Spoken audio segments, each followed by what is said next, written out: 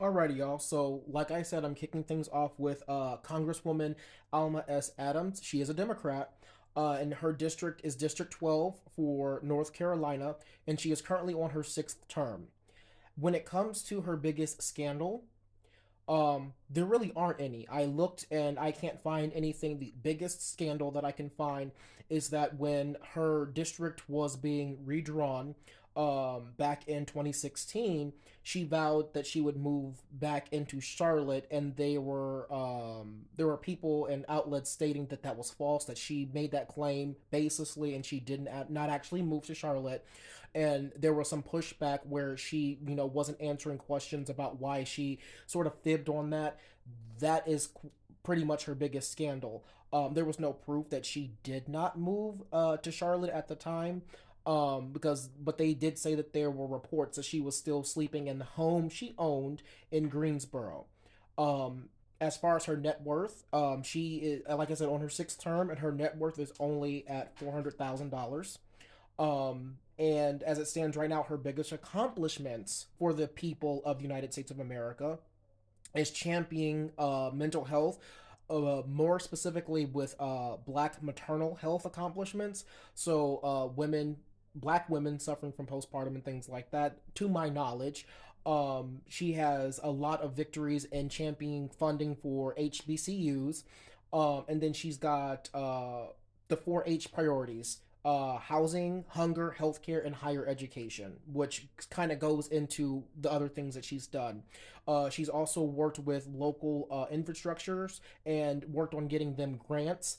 And so, if you currently live in North Carolina District 12, your congresswoman is democratically elected Alma S. Adams. As I sit here and I read everything that she has done and her biggest scandals, um, there's nothing that really jumps out at me as her being bad.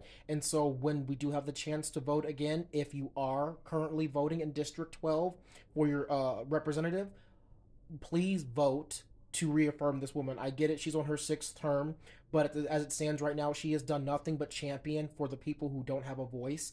Her district currently has never been represented by a Republican.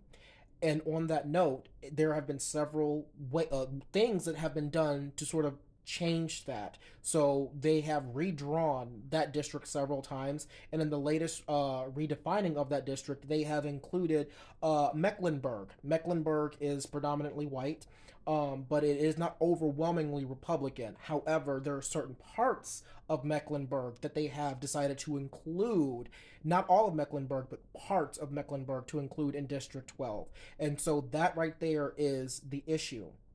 If you have the ability to look into this, because I can't go into all the details, y'all, look into the local people and the state governor that have approved this, because this actually went to the Supreme Court in a case. I think it was Cooper versus Harris. Hold on for a minute. Let me switch hands and take a look here. Um, let's see.